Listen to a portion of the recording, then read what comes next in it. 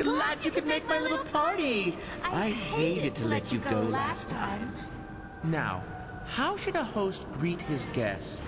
Ikaruna? With exquisite gifts. A pig! Watch out! Not too bright, is he? You really thought you could beat a god? I can sense your fear. Let's take it up a notch. Die! No! Alien! I'm gonna hold off. You're actually interesting. Come to my chamber alive. There, face to face, I'll tear you to pieces. Hello ladies and gentlemen, welcome to another TERA Dungeon Guide with me, Meoni of AceGamesTV. Today I'm taking you through the level 58 to 60 dungeon, the Labyrinth of Terror. So, like the name implies, this is quite an epic instance. It's quite a lot harder than the stuff you have experienced previously, but with my help you should be able to avoid all of the damage, and you should come through this rather easily. Leading up towards your final steps towards level 60, I hope that this guide becomes of some use. The following dungeon has 5 bosses in total, including one of the most epic penultimate bosses. So, without further ado, let's jump onto the first boss and get through all of this boring trash, which you have seen far too much of in previous dungeons anyway, so let's not waste time. So, your first boss of the Labyrinth of Terror. Let's have a look at this first guy. He looks a bit like a transformer, but this guy really isn't a robot in disguise. He's a bit of a pushover, if you know what you're doing. So, Ascar has a few basic abilities that we need to be aware of, and some rather annoying one-shot abilities. So, his basic mechanics, he has a couple of rotating attacks that do like a large radius of damage around him, big AoEs. This guy randomly flies at one person and then launches a couple of AoE blasts on the ground, so you need to avoid this as well, if he does target you. As well as a few other basic flight maneuvers and melee attacks, AoE and spin mechanics. The main thing to really look out for in this fight is when he's around 30% HP or lower, where you will have a text prompt come up on the screen saying, Ascar will unleash ranged explosion attack. Move closer to it, which has been translated rather poorly, but don't be alarmed, you need to run into the center. So when you see this, run immediately to Ascar, otherwise you will be one-shot instantly. So this will happen repeatedly until the guy dies, so just watch out for this text, avoid the flying abilities, and you should be fine. I believe you can also be stunned or knocked down out of this, so if you've got a well-timed shield bash or other interrupt, be sure to use it when that text prompt comes up, and save it for that. Other than that, the guy is a bit of a pushover. You just want to nail him down, rinse and repeat, and we'll move on to the next boss after you've gained your somewhat crap loot off this boss for some reason. So your next boss is Halvirag. Halvirag is essentially a giant blue hedgehog, very similar to Sonic the Hedgehog if he was very angry and probably drunk. So the mechanics of this boss are kind of simple, but there are things that you need to know. The first of which is his burrow mechanic. Now this is like essentially the entire focus of the fight. So he'll burrow underground and spawn 3 like whirlwinding ants that you need to DPS down. They don't do a lot of damage, especially when they're spread out, so try and crowd control a few before they cluster together and take them down single target. So the boss will pop back up from the underground before they all die, so be wary of your aggro and make sure your tank picks it up as soon as possible when he comes up, and isn't too preoccupied with the ads. So he will burrow a second time and spawn a large number of smaller ads. These are very fast and you will need to kite them and AoE them down as quickly as possible. But this time, on the second set of ads, the boss won't come back up until they are all dead. So this gives you a little bit of a chance, but they're also quite mean. So it's best to have them all under aggro and kite them, because if you do get hit by these, there's so many, you will actually probably die. So like all other basilisks, this guy is essentially a basilisk at heart. He does have a pounce ability, which obviously is, I'm going to jump at you now, just run out of his range, or use some evasion ability and you're fine there. The other ability, which is rather cool, is he actually has an ability called Sonic Roll, which I think is quite awesome, which means he spins in a place and then rolls forward. He just like does a spin dash out of Sonic the Hedgehog, which is awesome. It does a lot of damage, and you need to avoid this by not standing in front of him.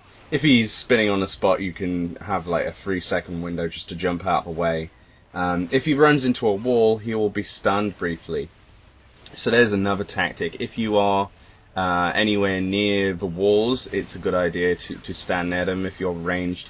If he targets you, then you can dodge out of the way and he will go straight into a wall and be stunned. So this burrow ability is obviously burrowing underground.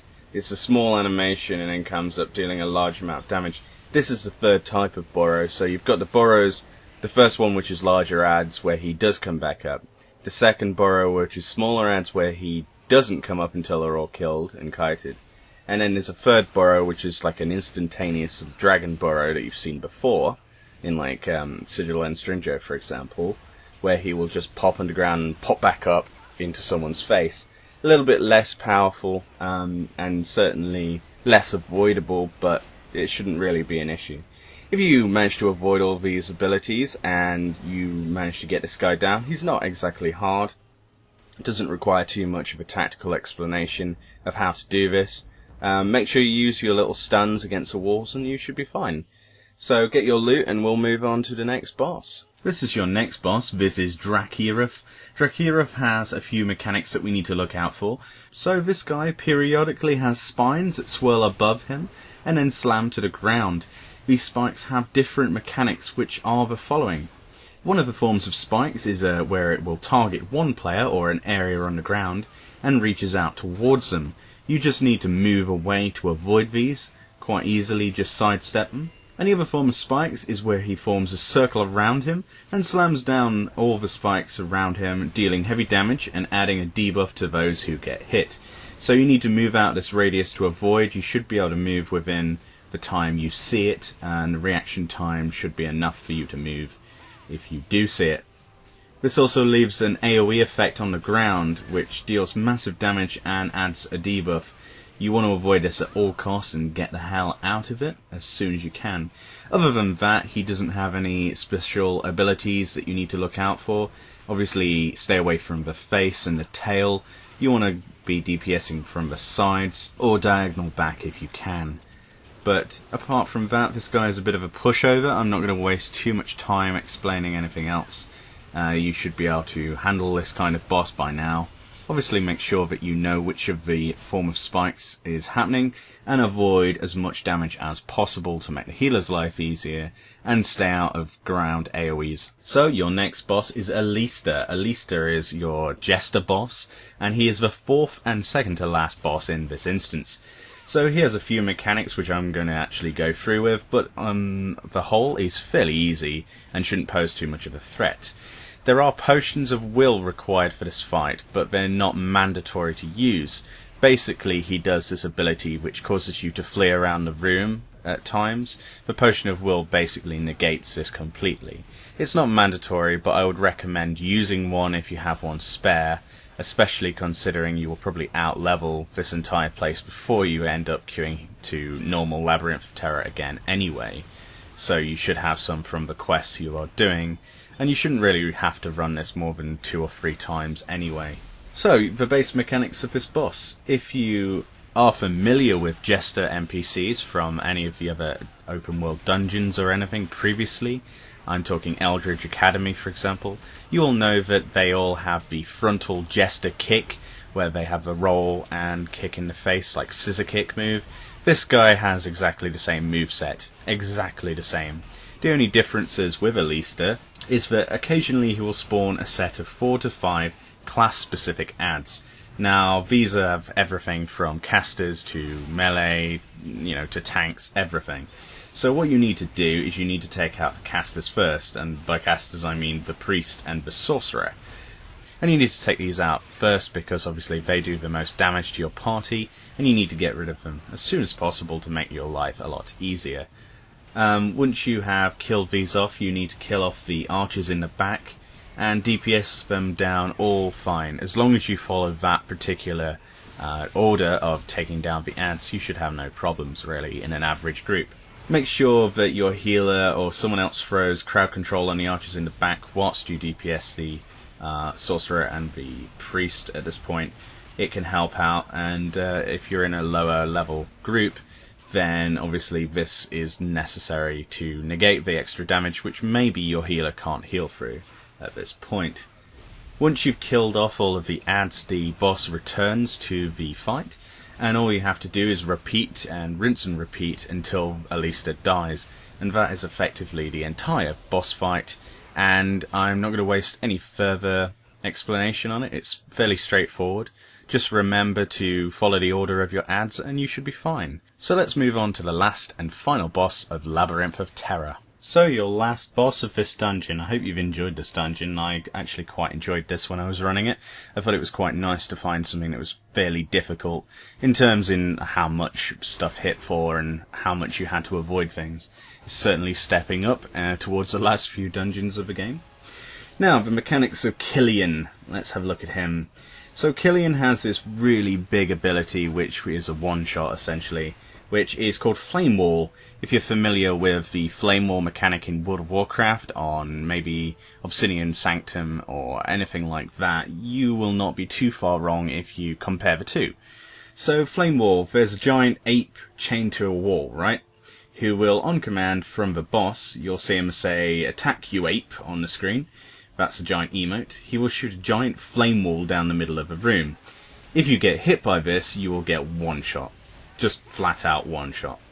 So, to avoid this, you need to tank the boss on the right side of the room, staying as far away as you can from the middle of the room. So you're completely negating getting hit by that at all. When he does this emote, you obviously don't want to be anywhere near the middle. So if you are avoiding things as ranged, make sure you're not in the middle of a room. You will die. The other mechanic is he spawns adds. Now, a random add will spawn between the boss and the ape. Have a ranged DPS nuke him down before the boss gets to him, otherwise he will get a stacking buff. So obviously making Killian far too powerful. So obviously this means your ranged has to stray into the middle of the room, or at least towards that, direction. So make sure that the emote doesn't pop up whilst you're doing this, or you're going to get fried whilst trying to save the day. Make sure you kill this add and then return to the right side of the room as soon as possible, obviously to make sure that you don't get caught out. Now, the boss attacks are pretty typical attacks for a floating big-ass monster, really. I mean, you've got the whole spinny Turcasia moves, which are the spinning blades AoE, that adds a debuff that hits very, very hard. Otherwise, it's a typical fly here and fly there mechanic. So the other mechanic is he has statues. So make sure you take your potions of will here, because having to tank the boss on the right side of the room will force you by the statues that surround the room. And they will charm you if you don't have one. Otherwise they only cause a negatable amount of damage, really. Charm plus AoE damage. You don't really want to have to deal with running around crazy, especially when there's a firewall and other adds and AoE damage going on. So obviously take your potion if you have one, it's kind of needed here. And once you've done that, the basic mechanics are the same as a boss such as Turcasia. Avoid melee attacks, stay out of melee range, attack from behind, and you should have absolutely no problems with this guy. But it's a fairly fun fight, and it's nice to see a few extra mechanics being thrown in, especially environmental mechanics. If you have enjoyed this guide of Labyrinth of Terror, be sure to leave a like below and comment as to what you would like to see next from Terra, and I will make sure I do it. Thank you for watching, make sure you subscribe to AceGamesTV. I've been Meoni, and I'll see you next time.